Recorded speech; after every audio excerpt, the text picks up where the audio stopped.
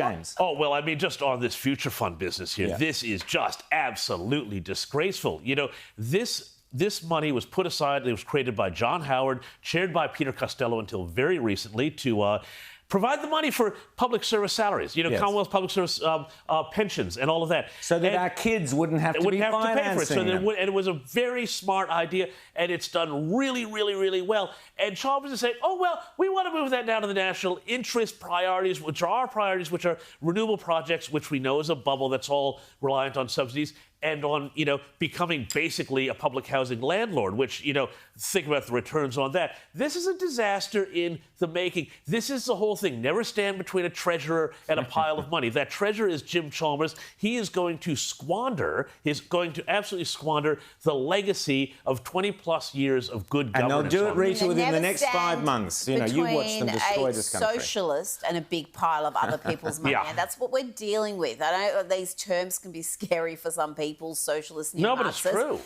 true. You look at the philosophy here, that's precisely what's happening.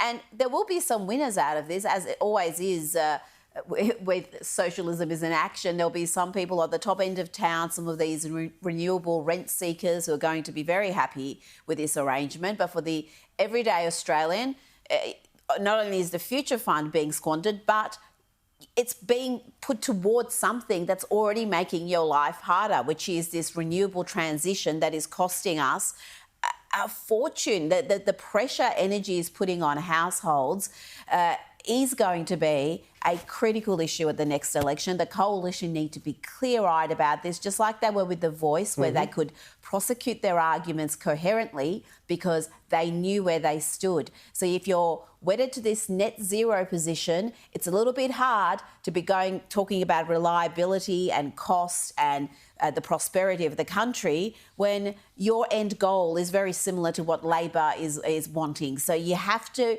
deviate from that Morrison policy position and give the Australian people a real choice at the ballot box. Absolutely. Net zero means one thing, and it means net zero economic growth. It's a disaster already at COP29, which is the latest ridiculous climate change gabfest over in Azerbaijan, of course, the oil-rich nation there. They've got the COP29 there. Chris Bowen's wandering around making a clown of himself over there, trying to hand out our money.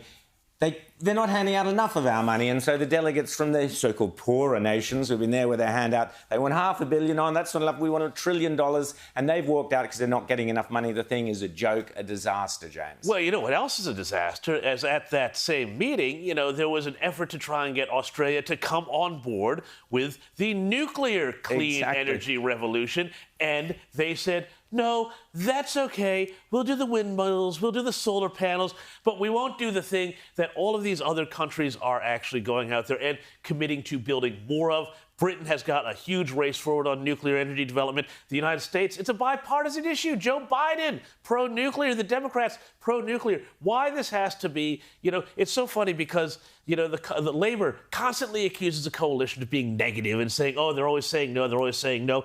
Well, you know, get with the rest of the world, Labor, and say yes to nuclear, because that's the only way we're going to get out of this. And it's the only way, if you genuinely believed in climate change, that is obviously the only technology. If you want net zero, nuclear is the only way. Exactly. But we've got enough coal and gas in this country to... as we know, to Rita, as we know. for hundreds of years.